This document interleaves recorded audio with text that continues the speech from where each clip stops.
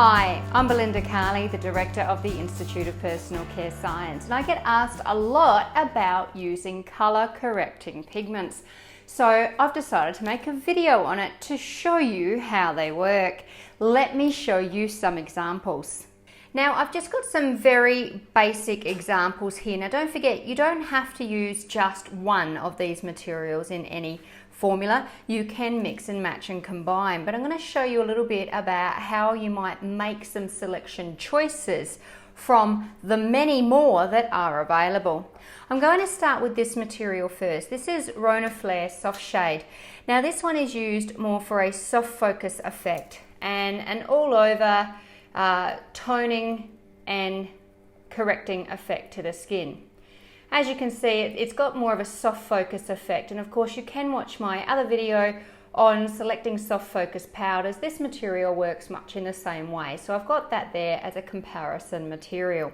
And you can see it here on the watch glass. It looks quite mattifying, and it has a nice effect. It gives luminosity, but it doesn't alter colours as dramatic as some of these other materials can.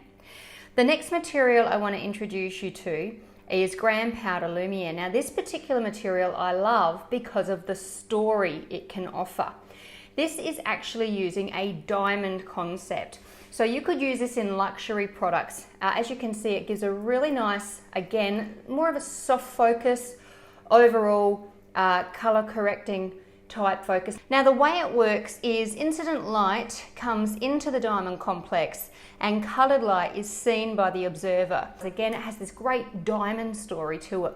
So it would suit a lot of your high-end cosmeceuticals where you want some of this colour correcting property with a great marketing story. Now let's go to some more obvious effects. This first one here is Kyone HD Metric Violet.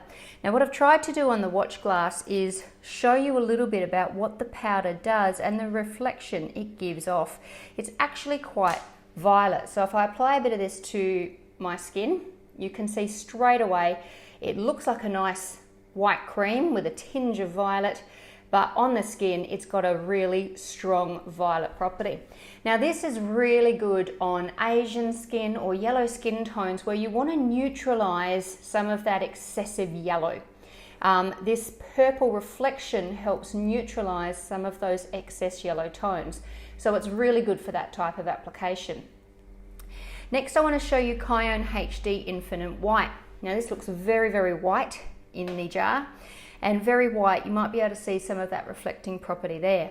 Now if I use some of this, this is good for overall colour correction. You can see it's quite a white reflection in the product, so when spread over a larger area, it's got an overall illuminating effect to it. So this is the Metric Violet, and this is the Infinite White. You can see the difference that the two materials have.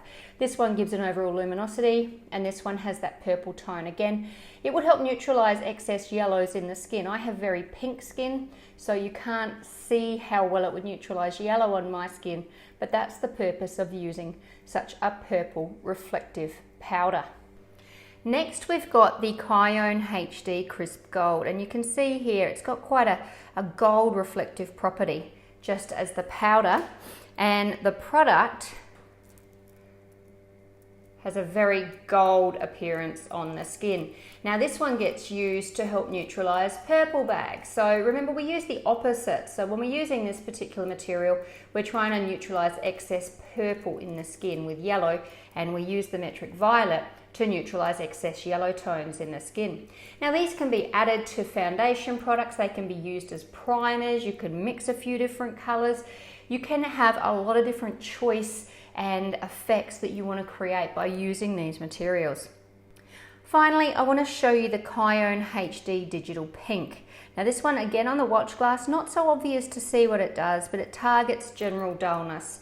So I'll put this on my skin, you can see again it gives off a general luminosity and colour. So if you've got someone looking a bit tired, you can use this to enhance their complexion, to give them a more vibrant glow to their skin.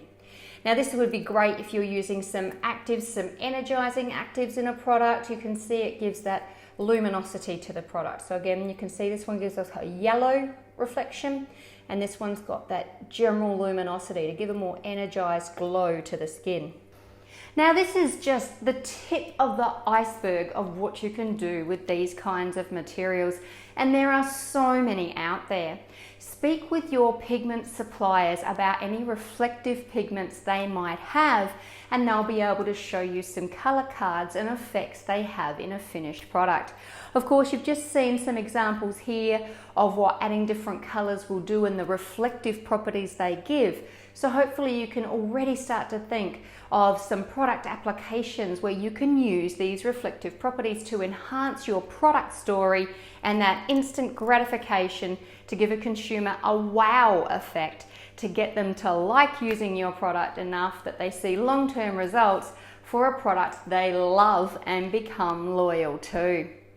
I hope you've enjoyed this video. Please give it a thumbs up if you enjoyed the content, and please leave any questions or comments below. The best thing you can do with some of these reflective products is simply get playing in the lab and see which results are going to work for your product story and your target market.